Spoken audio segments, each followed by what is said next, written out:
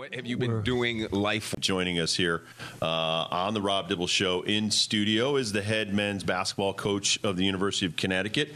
His name is Dan Hurley, and he is being run around the building today, and he's probably just happy to sit down and not have to talk to a bunch of strangers and get to come on and talk some basketball. That's right.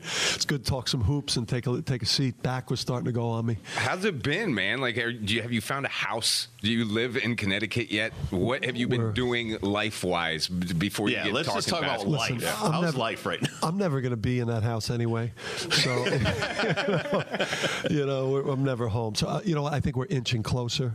I think my wife, Andrea, finally has a grasp on it.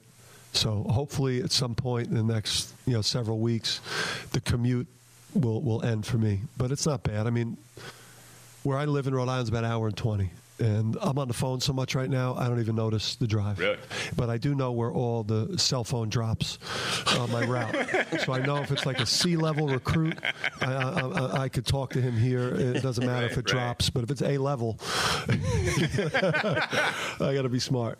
What has been the biggest transition? I mean, we're reading about possible transfers. I was reading up on this today. There's upwards of 700 transfers a year. How busy is your off season? Even going back to Rhode Island, trying to, recruit kids out of high school, possibly pick up transfers, and juggle scholarships, all that kind of stuff. It's nonstop for you.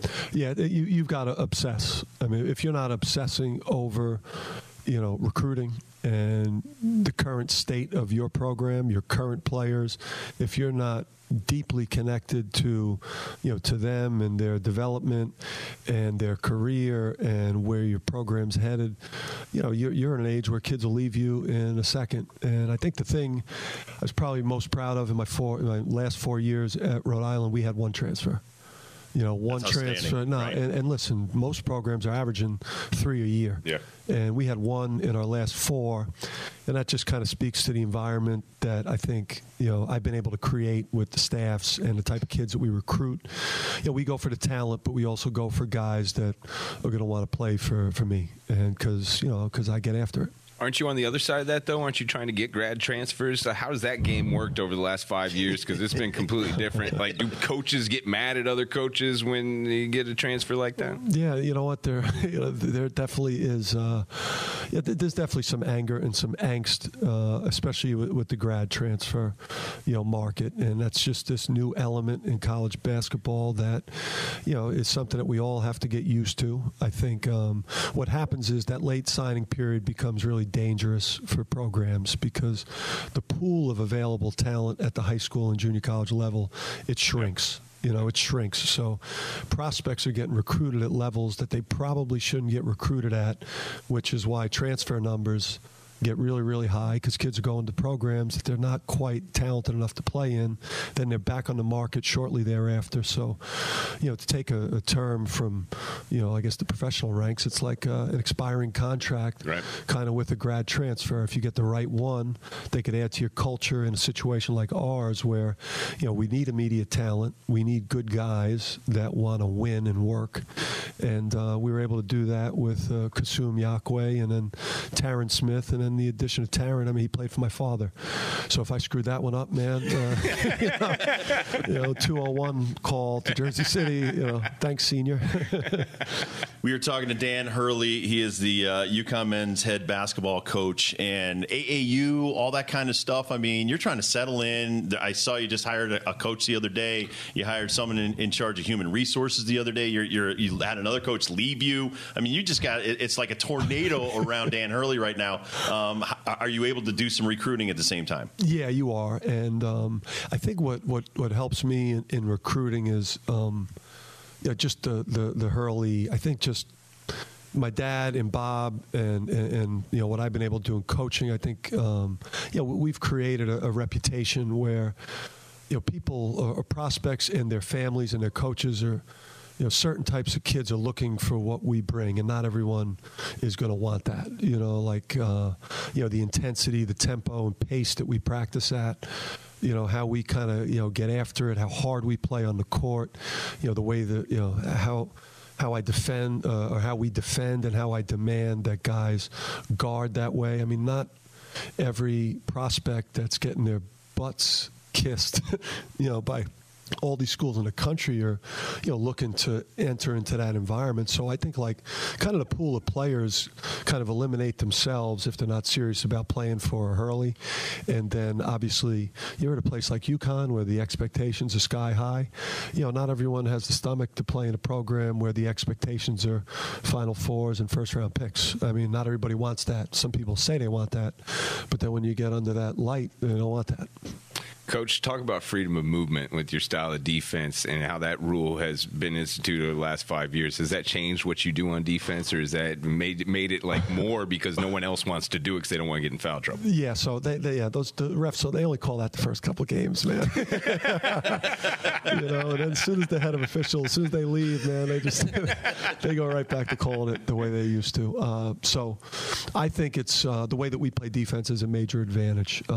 There's really a lot of teams go in the zone. You're seeing a lot of the Syracuse type of zone now, that athletic long type of zone. And then you're seeing a lot of pack line, meaning the Virginia type of style now of man defense, which is, bend but don't break, three-point line and in, not really challenging passes, not really pressuring the dribbler.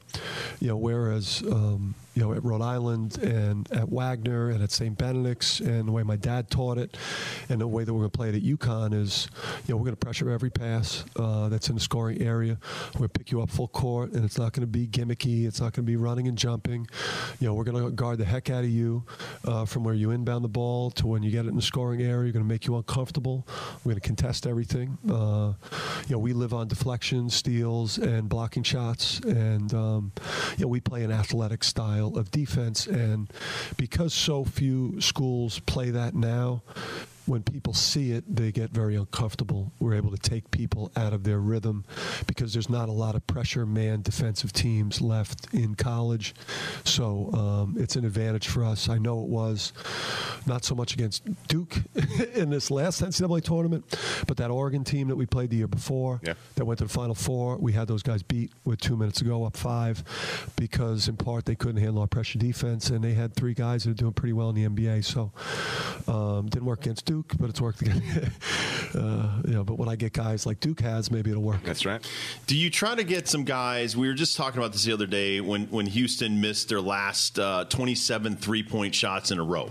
And we talked about competing. I mean, there's times in a game, even when I was in the major leagues, where you're like, listen, all your game plan's out the door. We're just trying to win this game. We're up a run. We're protecting their. Is there a time where you as a coach go to your guys, listen, I know we practice all this other stuff, but listen, we got to protect this 2-point lead with 3 points to go? Yeah, I think and that happens now. You're talking about that will, right, where you just got to reach down deep and show your toughness and your competitive character or your worth as an athlete out there. It takes, again, to get in that arena in sports on the big stage and make buckets in the last 8 minutes of a game or the last 5 minutes. Big one-on-ones, those are critical as well, the last minute, 90 seconds, but being able to recruit and develop guys in the last 5 minutes of a high-level game that can score field goals, when the defense tightens up, and all that money's on the table, so I think that gets built, though, like this time of year. Like, you don't get better during the winter. You gain experience during your season, but you don't get better. You get better in the summer. You get better in the summer by living in the gym. You develop the confidence for those moments when you're living in the gym. When you're fully bought into the strength coach and the strength program, and you're becoming a better athlete, stronger. Your body fat's dropping, and you're getting in elite shape. Like, that's where that all comes together. And what also helps, too, is you got to recruit guys that have come from programs where they've been in big spots before, Who's the number one gym rat on your squad right now? I would probably say number one gym rat is probably the recently decided to return to the program, Christian Vital. Probably is a guy that is in the gym the most. That's fantastic. What's he working on? What's the number one thing in his game that you want to see improve? He's got I would say overall, I think there was just a softness kind of just a general like softness about the team, a lack of physicality, a lack of competitiveness that, from, I think the last time I spoke to you guys, I was probably like, maybe I'd watched maybe 2 or 3 or 4 games. Now I've watched about 22, and I think I'm going to stop. You think? Yeah, I'm going to maybe try to stop. But the just seeing it like, watching the Villanova game, just watching the games in general, like there's, even when you're not that talented, like there's a force that you've got to play with out there. To gain the respect, forget about winning, to gain the respect of the person you're competing against. And I mean, that's a starting point for us in the workouts in March and in April and a little bit of May was like, fellas, the first thing that we got to learn how to do here, man, we got to learn how to compete because we didn't do that very well at all last year. Dan, thank you so much for stopping in. I know you're very busy. Yeah. And Tour continues, though, man. Exactly. Yeah, let's go, Get man. back on tour. So Dan Hurley joining us on the Rob Dibble Show on your afternoon drive. We'll be right back.